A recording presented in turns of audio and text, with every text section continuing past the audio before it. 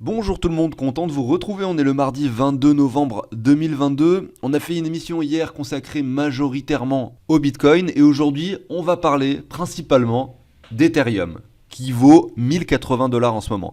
Je tenais juste à préciser que pendant cette nuit, finalement, courant de la nuit, on a le Bitcoin qui a dessiné un nouveau plus bas. Mais alors c'est très léger, hein. Regardez ici en 4 heures, on voit simplement qu'on a écrasé le plus bas précédent qui datait finalement d'il n'y a pas si longtemps, hein. Le 10 novembre, aujourd'hui on est le 22, donc 12 jours plus tard, on l'enfonce, on est allé chercher, regardez ici sur cette mèche, les 15 500 $ approximativement. Mais avant de commencer l'émission, je vais vous parler rapidement de ce que l'on a à l'écran. Vous avez en haut le prix du Bitcoin, en bas le RSI. Vous avez un RSI ici qui dessine une tendance haussière. Un point haut, un point moins bas que le précédent, un point haut, un point, vous voyez, qui ne fait pas encore de plus bas, un point haut. Là, ça, c'est le bull run, on va dire, on va l'appeler ça comme ça pour simplifier, sur le RSI. Voilà, tout simplement. On voit que le RSI a de l'avance sur le Bitcoin. C'est comme ça qu'on matérialise les divergences. Ici, sur le Bitcoin, toute cette phase de bull run de RSI, finalement, est représentée par ceci. Voilà, jusque-là, tout simplement, le Bitcoin jusqu'à 30 000 $. Ensuite, on a le Bitcoin qui fait une poussée comme ça pour monter à 64 000, donc 2 fois plus haut que son prix précédent, hein, quand même, en l'espace de très peu de temps. Et là, le RSI, on voit qu'il a du mal, hein. Il dessine quelque chose d'inférieur, et ça matérialise un top, enfin on va dire un sommet temporaire, puisque derrière le Bitcoin, bim, il retourne aux 30 000. Voilà. Donc le RSI nous avait donné l'indication, en tout cas ici, que effectivement le marché était prêt à ralentir. Qu'il n'y avait pas autant d'engouement qu'avant et qu'effectivement on était peut-être sur un sommet. Vous voyez, il se trouve que ça s'est vérifié par la suite. Ensuite, on a un marché baissier qui s'opère, donc sur le RSI. Je reprends le RSI, bim, un plus haut, moins haut que le précédent, etc.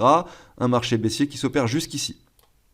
Voilà, là, c'est la chute, on va dire, le bear market sur le RSI, qui a commencé donc ici au mois de janvier 2021 tout de même, c'était il y a très longtemps, hein. Et qu'est-ce qu'on a vu? On a vu que pendant ce temps-là, le Bitcoin a fait un ATH, etc., ce qui nous a dessiné une énorme divergence sur le RSI, etc., etc. Mais si on avait un marché baissier, enfin on va dire un bear market sur le RSI. Je dis ça, c'est pas les termes exacts, hein. Je simplifie les choses pour que ce soit très compréhensible. Et ici, qu'est-ce qu'on voit? On voit que le bottom sur le RSI, en tout cas pour l'instant, est-ce qu'on va aller plus bas? On n'en sait rien, se trouvait aux alentours des 25, donc en zone de survente, et ça représente ce point-là, tout simplement.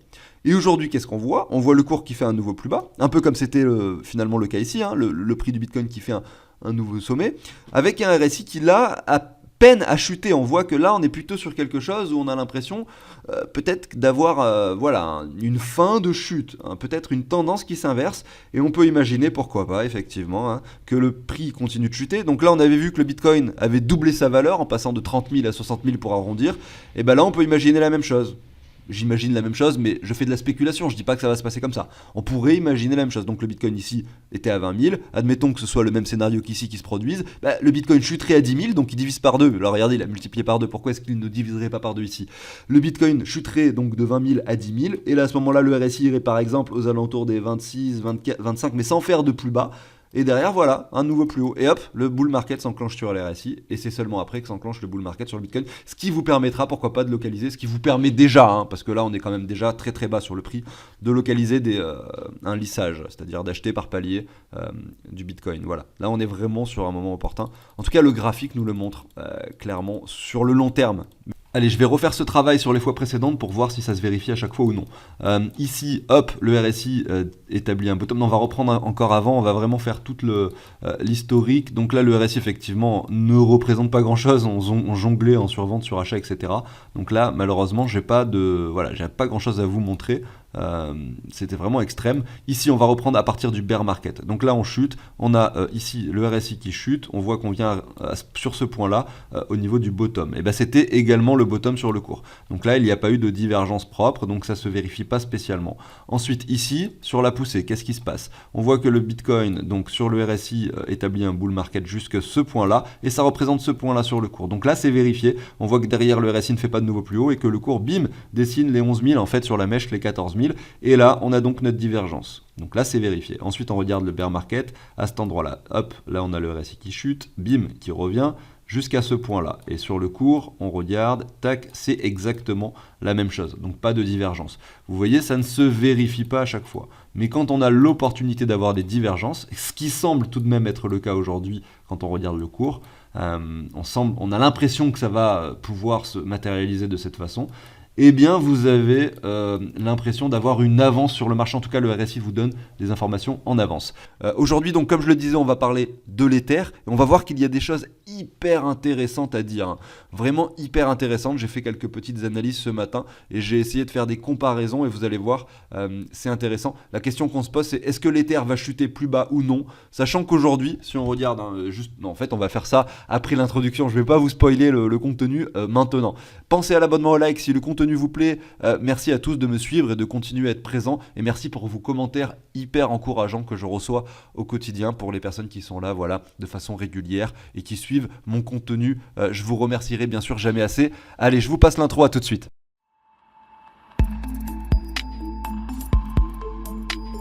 Allez, c'est parti, je vais terminer l'émission en vous mettant des niveaux sur l'Ether, essayer de voir les niveaux qui peuvent être atteints à la baisse, voir un peu les objectifs à la hausse. Avant ça, je voulais faire une analyse un petit peu plus complète, où je parle un petit peu des cycles, et on va faire des comparaisons intéressantes entre le cycle précédent, parce qu'il n'y en a pas tant que ça sur l'Ether, des cycles finalement, c'est plus récent que le Bitcoin, et le cycle actuel. On va pouvoir comparer également ça avec le graphique Ethereum Bitcoin, tout simplement avec les mêmes repères jaunes qui sont les halvings du Bitcoin, mais j'en reparlerai après. Donc en fait, le repère jaune ici de gauche, c'est le halving de mai 2020. D'ailleurs, je vois qu'il est mal positionné, c'était le 11 mai que ça s'est produit.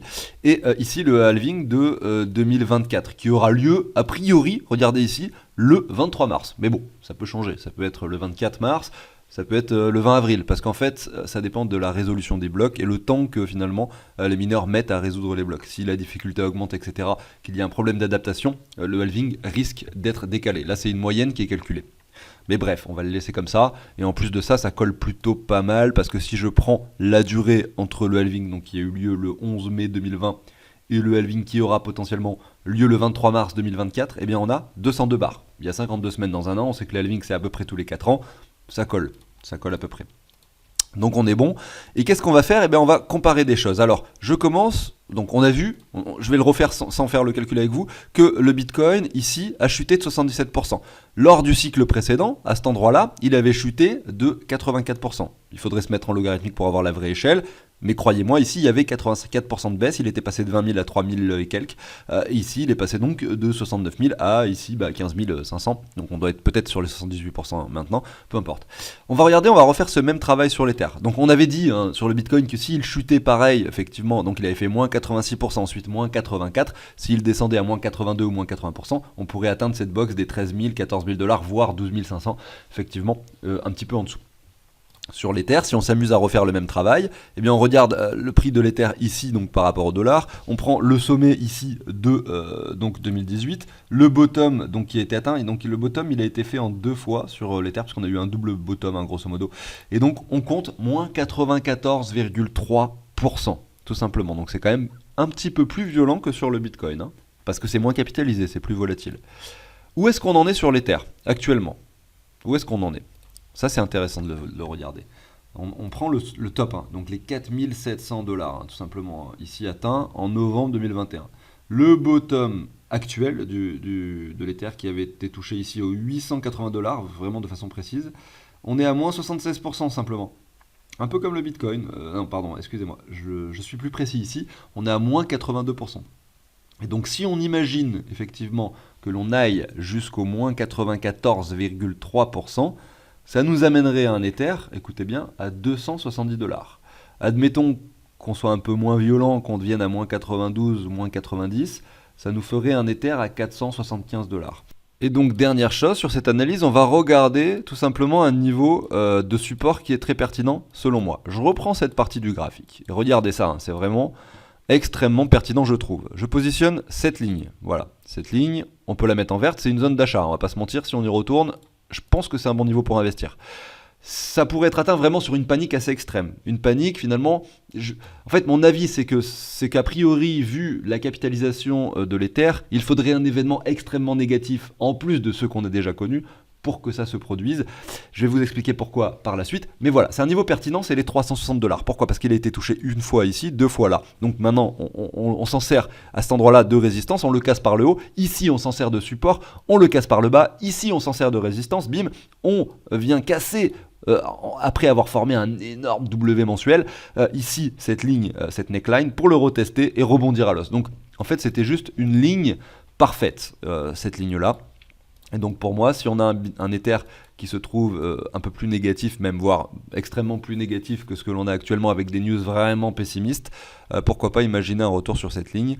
On va pouvoir même se mettre plutôt une box comme celle-ci, vous voyez, tout simplement. Et ça représenterait du coup, cette fois-ci par rapport au sommet de l'Ether, donc je vais essayer de mettre l'aimant pour être précis, voilà.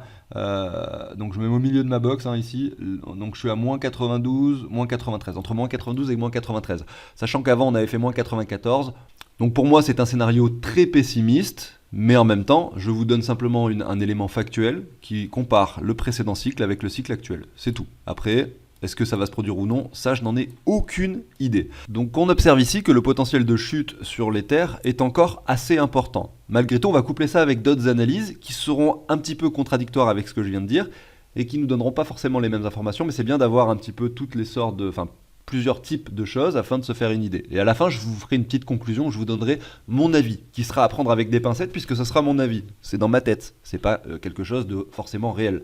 C'est quelque chose que j'imagine, voilà. Donc là, je vous donne des choses factuelles, après c'est à vous de vous faire votre avis et je vous donnerai quand même le mien. Alors ce que je vais faire, c'est que je vais prendre le sommet de l'Ether ici en 2018, tout simplement, et je vais regarder le premier point bas. On va estimer qu'il y a eu 2 points bas, il y en a un qui est un petit peu moins bas que l'autre, mais c'est pas grave, on va regarder les 2 points bas. Il y a eu, pour le premier, donc 48 bars exactement, et le deuxième, ici, 113 bars. Attends, je me mets bien dessus, voilà, 113 bars, c'est ça. On va essayer de répertorier, de remettre ça sur le graphique actuel. Donc 48 bars, bim, on l'a passé déjà, c'était ici le 10 octobre. 48 bars, je prends du coup cette ligne horizontale, je la positionne ici, voilà, je vais la mettre en grise. Et ensuite, on va mettre la deuxième ligne des 113 bars, tac, 113 bars, comme ça, hop, voilà. Donc je prends ma ligne, hop, excusez-moi pour le temps que je passe à le faire. Vous voyez qu'effectivement, si on récupère du coup les 2 bottoms précédents et qu'on le transpose par rapport au sommet avec la temporalité au cycle actuel, on pourrait se dire que voilà, on a ces 2 bottoms, en tout cas sur le cycle présent, qui se situaient ici et ici.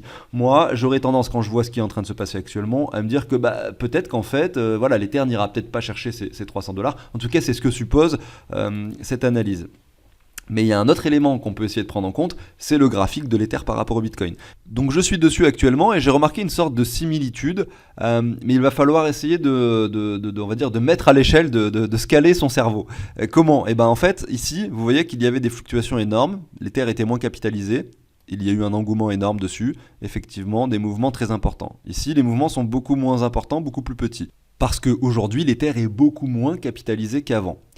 Donc on va reprendre cette échelle de mesure et regardez, je vais faire quelque chose d'intéressant, c'est que je vais zoomer. Alors je vais vous montrer vraiment clairement où est-ce que je zoome. Sur cette partie du graphique, jusqu'ici à peu près. Je vais vous montrer ça en plus gros. Et là ici, je vais zoomer sur cette partie du graphique. J'essaye de vous mettre également jusqu'au prix actuel en fait. On verra ce qui se passera par la suite. Et je les mets l'un à côté de l'autre. Vous avez ici la partie donc du bull run précédent et là la partie actuelle, le prix actuel de l'Ether. J'ai vraiment zoomé sur ce que je vous ai encerclé ici, vous avez compris. Et ce qu'on voit, donc là ici j'ai agrandi l'échelle, c'est-à-dire que par exemple là, entre ce point haut et ce point bas, vous avez 85%, là vous allez avoir beaucoup moins, parce qu'on a vu que c'était beaucoup moins volatile, parce que c'est beaucoup plus capitalisé. L'Ether n'est pas dans sa même étape, dans sa même phase de vie qu'avant, donc c'est logique tout ça. Là on avait moins 80, là on a moins 40, les fluctuations sont 2 fois moins importantes. Mais ici on a l'impression que c'est les mêmes parce que j'ai augmenté l'image pour que vous ayez la même vision des choses. Donc là je vais enlever les volumes pour que ce soit plus clair et je vais supprimer également le RSI. D'ailleurs il faut peut-être que je rescale un petit peu ça. Voilà, vous avez compris un peu l'idée générale. Là je suis plus bon non plus dessus. Hop, voilà comme ça. Donc ce qu'il faut voir c'est que ici on a un point haut, un point haut. Ce point bas là, je le compare à celui-ci. Ce point haut là, je le compare à celui-ci. Et ensuite, on a un M qui se dessine, qui se confirme par la suite, mais on va voir ça. Là, on a peut-être un M qui se dessine, qui n'est pas confirmé, qui pourrait se confirmer. Donc, on voit quand même une correspondance entre ces 2 graphiques, et c'est relativement intéressant, notamment au niveau de la temporalité. Ici, c'était le sommet donc de l'Ether par rapport au Bitcoin en 2018. Ici, le bottom, on a 25 bars, tout simplement. Si je regarde, pareil, le sommet ici et le bottom, on a 27 bars. Ensuite, je fais le travail. Le sommet ici et le top, on a 33 bars. Donc, j'essaye simplement de comparer pour voir s'il y a une correspondance. Ici, on a 39 bars, vous voyez, donc 6 bars de différence, ce qui n'est pas extrêmement important. Là, ensuite, on a ce top ici, 48 bars, et regardez si je prends le top ici également, hop, 47 bars. Donc on est vraiment sur quelque chose de similaire en termes de temporalité et en termes de cycle, et ça c'est intéressant. Et ce qu'on a regardé tout à l'heure, c'était les fluctuations, et ça m'intéresse. Maintenant, on va le regarder ensemble. Donc on avait dit ici, moins 80, moins 85 pour être très précis, et ici, regardez, moins 44. Donc on est à peu près, on va arrondir à 2 fois moins. C'est-à-dire que la volatilité était 2 fois moins importante. Enfin, actuellement, la volatilité sur l'Ether par rapport au Bitcoin est 2 fois moins importante qu'en 2017. Ici, on a moins 56%. Et là, si je prends le sommet et le bottom à cet endroit-là, moins 23. Donc pile poil 2 fois moins, c'est parfait. On a vraiment une volatilité qui est 2 fois moins importante. Donc ça, c'est intéressant de le voir. Et on va pouvoir du coup spéculer maintenant en estimant qu'on a cette volatilité 2 fois moins importante. On va regarder ce qui s'est passé ici sur le cours par la suite. Donc on a chuté, voilà, on a continué de chuter pour trouver un bottom, en tout cas sur l'Ether par rapport au Bitcoin, quand même pas mal de temps après. Donc si je prends la correspondance, c'était à peu près ici, on va dire, on doit être à peu près par ici. Eh bien, on a trouvé le bottom sur, donc excusez-moi, c'est un peu complexe de faire cette analyse avec vous en direct. On a trouvé le bottom ici sur du coup l'Ether par rapport au Bitcoin. On va dire 61 bars, donc 61 bars, 61 semaines après le niveau, donc ce niveau-là, qui est le niveau actuel selon moi. Donc on pourrait estimer, donc là on va essayer de faire ce travail-là, donc que le bottom de l'Ether par rapport au Bitcoin soit atteint. Donc si je prends 61 bars, je ne les ai toujours pas, hop. La semaine du, grosso modo, 29 janvier 2024, c'est pas tout de suite. On va se mettre une petite ligne horizontale, tac, comme ça, pour moi. Ça pourrait correspondre au bottom, en tout cas, si on reprend le cycle précédent. Mais ça reste que, effectivement, de la spéculation. Et bien sûr, il y a de fortes chances pour que le bottom se situe avant ou après, peut-être juste avant ou peut-être juste après, mais pas forcément pile poil sur la ligne, bien entendu. Ici, on va reprendre la baisse qui s'est produite, donc avant que le M soit confirmé. Là, on voit qu'on est encore avant que le M soit confirmé. On va prendre à peu près ce niveau-là, par exemple. On va prendre ce bottom-là. On a moins 72%. De l'Ether par rapport au Bitcoin. Si vous avez du mal à me suivre, c'est pas grave, moi je m'amuse à faire cette vidéo, j'espère que vous arrivez à me suivre quand même. Donc on a moins 72%, moins 73%. On estime que là la volatilité est 2 fois moins importante, donc on va dire moins 36%. Donc je reprends le niveau actuel et je vais regarder ce que ça représente. Moins 36%, ça nous amènerait sur un Ether par rapport au Bitcoin au 0,04427. Donc je vais faire ce travail comme ça en mettant cette ligne horizontale. Que voilà, on va mettre en vert parce que c'est probablement un bon niveau d'achat. Et ça nous amènerait sur un niveau de l'Ether plus bas que ce plus bas qui était atteint en juin, vraiment un bottom au niveau de ce cycle sur l'Ether qui se trouverait par ici aux alentours des 44, 0,044. Bon, maintenant, ça va pas forcément nous donner le prix de l'Ether par rapport au dollar à ce moment-là, puisqu'il faudrait connaître le prix du Bitcoin pour le calculer. Bon, on peut spéculer le prix du Bitcoin, effectivement. Là, on voit qu'on est, regardez, donc, si on prend le halving, à peu près 8 bars avant le halving. Si je reprends le cycle précédent, que je prends 8 bars avant le halving, vous voyez que je me positionne comme ça. Il faudrait peut-être que je zoome un peu, 6, 7, 8. Voilà, on était dans les 5000 $. On venait d'avoir le crash Covid, etc. C'était un contexte très négatif. Est-ce qu'on va faire le même scénario maintenant, c'est-à-dire peut-être toucher les 10 000, latéraliser, rebondir peut-être aux 30 000, revenir chercher. Voilà, ça, j'en sais rien. En tout cas, ce qui est sûr, c'est que on pourrait estimer que si le Bitcoin est sur les niveaux actuels, je pense que c'est un niveau assez pertinent, le niveau actuel, un niveau moyen assez pertinent, eh bien on pourrait estimer dans ce cas-là que à ce moment-là, lorsque l'Ether touche un bottom par rapport au Bitcoin, donc on est un Ether, on va essayer de calculer son prix, du coup, c'est ça qui va être amusant de faire, on va prendre la calculatrice, et on fait donc 0,044 du coup de 5,7 pour être très précis, mais effectivement je pense pas que mon calcul soit non plus hyper précis, et on va multiplier ça par du coup 15 700 $, c'est le prix du Bitcoin actuel, et donc ça nous ferait un Ether à 700 $. Donc grosso modo, on peut dire que si on spécule sur le fait que l'Ether est 2 fois moins volatile, qu'il chute encore par rapport au Bitcoin, comme on l'a vu sur le cycle précédent, qu'on vienne chercher un bottom qui en plus semble pas si déconnant. Regardez sur l'Ether par rapport au Bitcoin, je prends le sommet ici, je regarde ma ligne où est-ce qu'elle se situe, et là, là c'est quand même assez magique, puisque ça correspond pile poil au 0,618. Je m'attendais pas à ça honnêtement, je trouve ça incroyable. Eh bien admettons qu'on revienne sur les 61,8 de Fibo de retracement, et bien voilà, avec un Bitcoin sur les mêmes prix qu'actuellement, on aurait un Ether qui vaudrait approximativement, on vient de le calculer, 700 $. Donc 700 $, voilà, pour moi, c'est également un niveau pertinent. Donc au niveau des niveaux, enfin sur les points pertinents de l'Ether, on peut se mettre, donc comme on l'a vu tout à l'heure, ce niveau-là qui est selon moi une ligne extrêmement importante que j'ai très très mal placé, que je vais remettre, voilà, plutôt comme ceci. Et du coup, le niveau des 700$ que l'on vient de voir ensemble à l'instant. Voilà. Si on reprend un Fibo, mais là ça aura beaucoup moins d'importance, c'est beaucoup mieux de mettre des Fibos sur les graphiques des altcoins par rapport au Bitcoin. Parce que finalement, quand vous le faites par rapport au dollar, on sait que le marché est quand même très influencé et on va dire l'idée, c'est-à-dire mené par le Bitcoin. Et donc forcément, c'est lui qui mène la danse. Et les fluctuations par rapport au dollar, elles ont moins d'importance. Mais voilà, on est revenu sur les 78,6 actuellement. Et les 700$, ça correspondrait entre les 85,4 et les 0,9. Et ensuite, vous avez les 300$ qui correspondent pas à grand-chose ici. Mais on voit que ça a beaucoup plus d'intérêt et d'importance sur ce graphique de l'Ether par rapport au Bitcoin, tout simplement. On voit que sur cette mèche d'excès, là, on est venu chercher les 0,5, on a rebondi dessus. Voilà, et que si on a une chute qui se produit de nouveau, eh bien on pourrait revenir là. Et à savoir que là, si vous avez beaucoup d'altcoins dans le portefeuille, ce genre de scénario pourrait causer une chute extrêmement importante de votre portefeuille, même si le Bitcoin ne chute pas. Et donc si le Bitcoin chute, ça sera encore bien pire. Voilà, simplement pour faire la petite correspondance.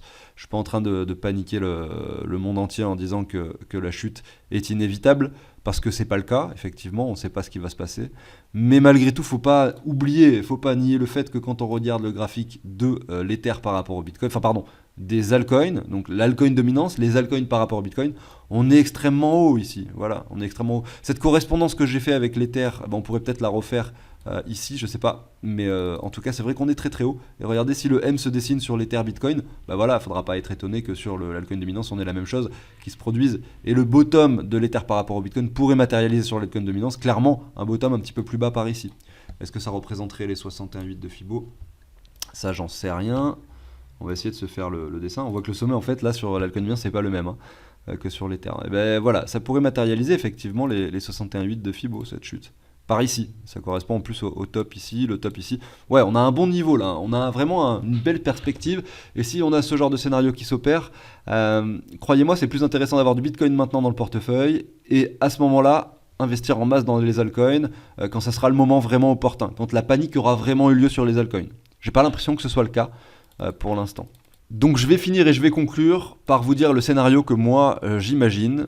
En fait, moi c'est simple, j'imagine que là, le Bitcoin, à un moment donné, et on l'a vu sur le RSI, va forcément se retourner sur du moyen terme. Moyen terme, je veux dire sur du 6 mois, là, je ne serais pas étonné qu'on ait un Bitcoin qui se retourne, par exemple pour revenir vers les 30 000. Je le répète, ce que je suis en train de dire, c'est dans mon cerveau, je spécule, j'imagine. C'est pas factuel du tout, c'est un peu mon ressenti, on va dire. Donc un Bitcoin qui remonterait vers les 30 000. À ce moment-là, on pourrait avoir l'Ether qui chute par rapport au Bitcoin, comme c'était le cas à ce moment-là, qu'on ait ce M qui se confirme, et qu'on revienne pourquoi pas vers ce niveau-là, et qu'à ce moment-là, finalement, l'Ether n'atteigne pas forcément les 700$, le niveau des 700$, puisque si on a le Bitcoin qui monte, donc aux 30 000, qui double sa valeur, et l'Ether également qui lui chute et qui perd, on a dit 35% je crois, et bien en fait, ça se traduirait par rapport au dollar à un Ether qui fait pas forcément de nouveau plus bas, c'est-à-dire qu'il reste par ici finalement, vous voyez, parce que l'Ether chuterait par rapport au Bitcoin pendant que le Bitcoin monterait. On aurait une dominance du Bitcoin qui se traduirait. Un peu comme c'était le cas en fait, parce qu'on avait vu que le bottom par rapport au dollar de l'Ether lors du cycle précédent ne correspond pas du tout. Si je prends, je vais reprendre du coup l'Ether pour vous montrer ça, l'Ether par rapport au Bitcoin, le bottom c'était ici, donc le 2 septembre 2019. Je reprends l'Ether par rapport au Bitcoin.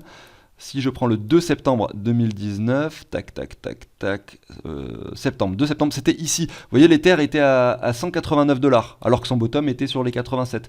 Donc on était sur un prix 2 fois plus important que son bottom. Donc admettons que ce soit pareil. Si le bottom c'est là les 860, on peut très bien avoir un Ether aux 1300, 1400, pendant qu'il fait un bottom par rapport au Bitcoin.